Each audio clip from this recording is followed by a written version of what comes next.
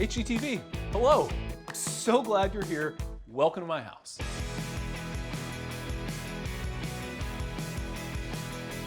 I'm Hans Lorei. I live in Nashville, Tennessee. I create beautiful homes and teach people about design online. And I'm so excited to tell you a little bit about my house today. 1910 Victorian in East Nashville, vibrant cultural neighborhood in Nashville. And we love the historic character and added onto it in 2022.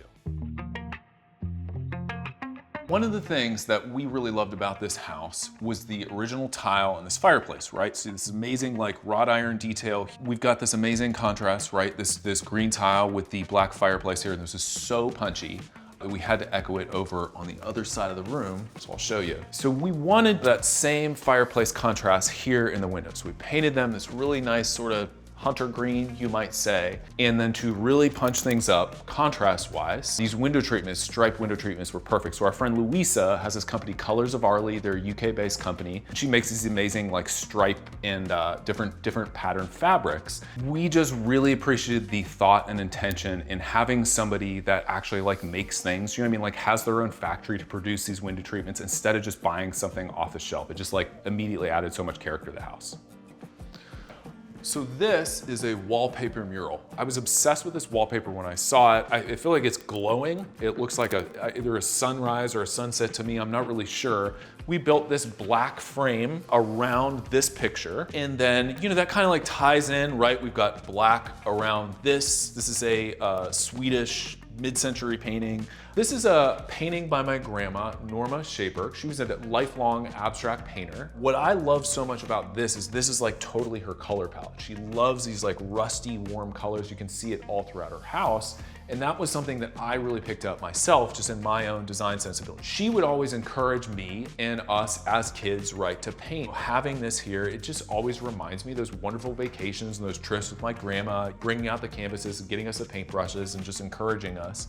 Having pieces that were made by people, you know, that you love and that there's a story behind, it's just so important for me in my house as opposed to something that's just interesting or just attractive. I found these chairs, it's just like an estate sale thing. I love Facebook Marketplace, estate sale is just found stuff. But this red is exactly the same as if you go over here to this rug. So this red is the same red that we've got in the chair. It's just another opportunity again to call back certain things, to repeat and mirror certain things. I always tell people to, you know, create a theme in your house and create these ongoing moments of continuity throughout the space. Something else that I really like that's going on here, right, is you have what I call chunky versus leggy. So you have this really like big, bulky sofa that essentially goes all the way to the floor. And this takes up a lot. It's like it feels heavy in the space. It feels really solid. We really didn't want to interrupt, you know, the sight line to the side of the window, the corner, the detail on the floor with another heavy object. We wanted something that the light passes through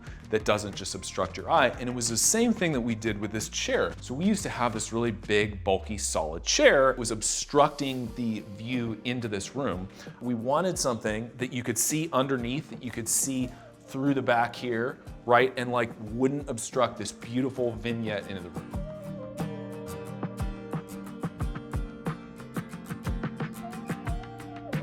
All right, so let's go check out the kitchen. So we're gonna head back.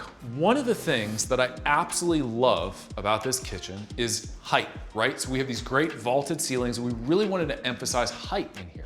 So we mounted these light fixtures like extra high off the countertop, higher than normal, right? Just to draw your eye up to the ceiling. And same thing actually with this backsplash. So, you know, normally what you do, right, is you'd start the backsplash and run it up to the shelf. We actually ran it all the way up to the ceiling, again, just to drive home that height and that sense of space. You wanna have spaces, some spaces that feel cozier and more compressed, and then some spaces that open and release. And so we've got high ceilings in our house, and we really wanted to like draw your eyes up in here. The way that I like to start every single morning is with an espresso right here. We've got these little handmade espresso mugs right here. This is the critical ingredient for each day. So I usually make one of these for myself, and I also make one for Liz, my wife, too.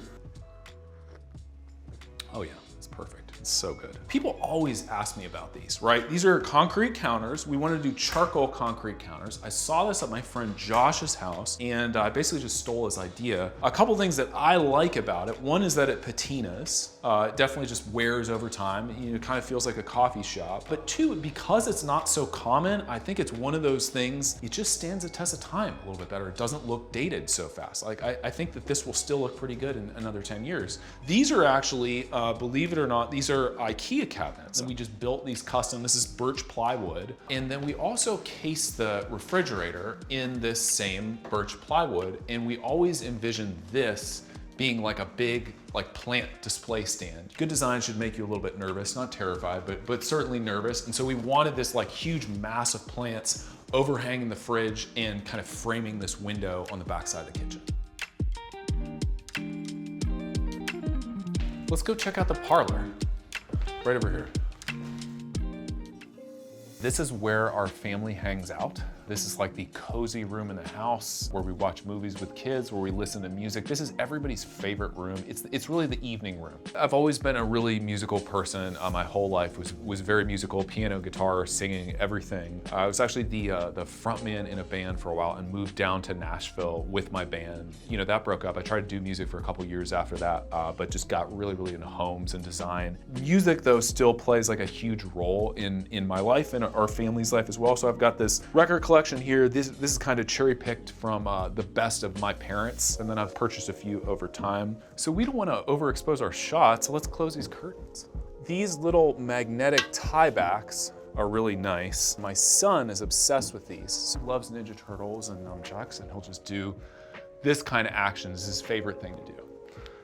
One of the things that I always remember when I was a kid in my grandparents' house was they had a bunch of brass reading lamps. It always felt like you had these different zones we could go to, and you had this lamp sort of just for you that you could curl up in a variety of different places and read. And I always loved these brass reading lamps, so I wanted to do the same thing in my house. It just creates such a cozy feeling, that like warm down light. These lamps make you feel like nestled. In the same way that you might enjoy like sitting under the branch of a tree, there's something great about sitting under a tree outside. A lamp or a plant, something that overhangs you, right, feels really good in design.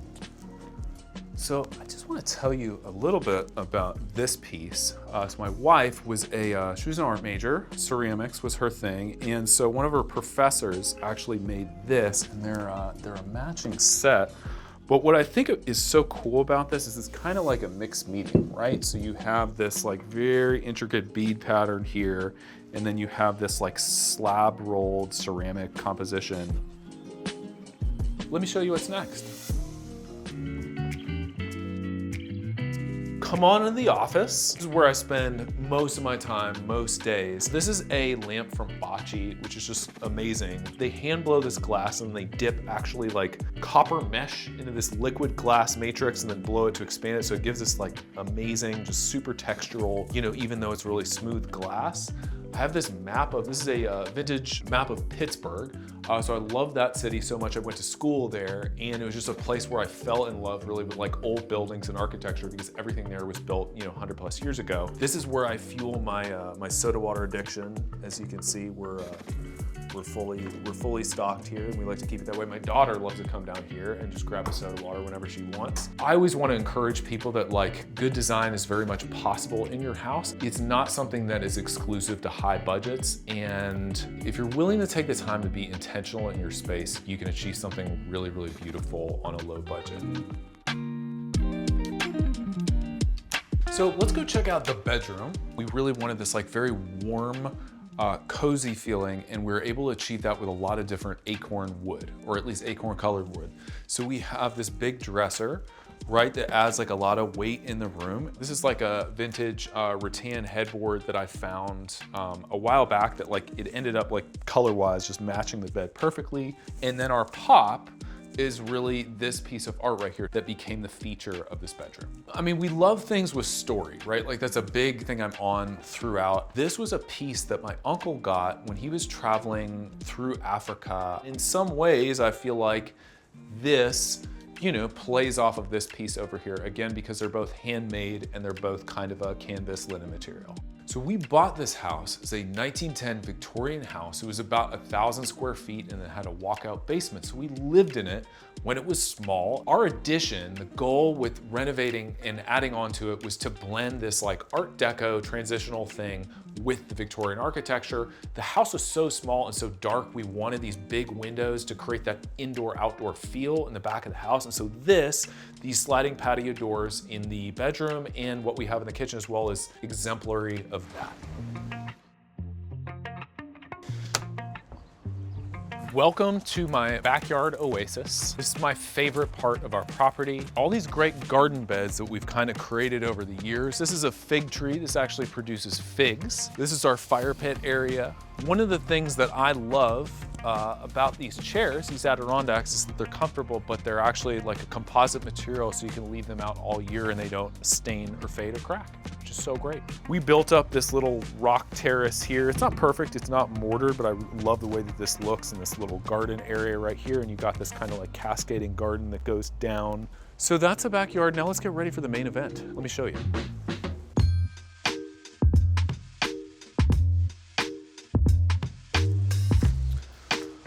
So this is our sauna. It took us a really long time to build and there were a bunch of hiccups along the way. Of course, we call this the prodigal sauna.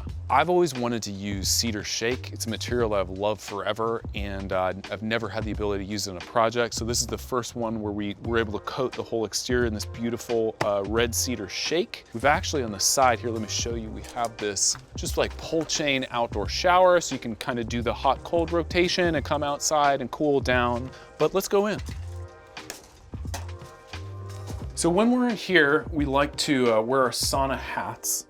This is a wonderful thing to do because it keeps your head cooler while you're inside and also protects your hair. So whenever we're doing this in here, when we invite friends over, we give them the hats, which is amazing. So we did these wide thermo magnolia benches. This is thermo pine, this like fluted pine right here. I really wanted something that was like brown and rich. Again, I love that acorn color. It's kind of a similar thing to what we have in the bedroom. And we wanted that in here. I also love the texture. One of the things that we did actually with this light, which is really cool, is we got this vintage light fixture, which kind of echoes that same like ribbing and fluting in the walls. The thing that I'm the most surprised about after we finish this actually is just like, honestly, how much we use it. So like, we definitely use it every day. I always say to people, it's like taking a shower from the inside out. There's just like nothing like it. It's such a cool thing to have, right? Like not too many people have them and it's a whole experience to be able to do it in the backyard. What a fun thing to invite people over to do, right? And you don't have to cook them dinner. It's so great. A way to make your home a little bit more interesting is to, I think, pick things with a story, right? So I really love mixing new and old things. I think that's automatically something that people should just do right off the bat. My philosophy, I would say broadly, is good design should make you nervous. I really mean like, be a little bit uncomfortable in your choices. Don't just make safe choices. Well, HGTV, it's been real, but you're letting out all the heat and I gotta get back in here. See you next time.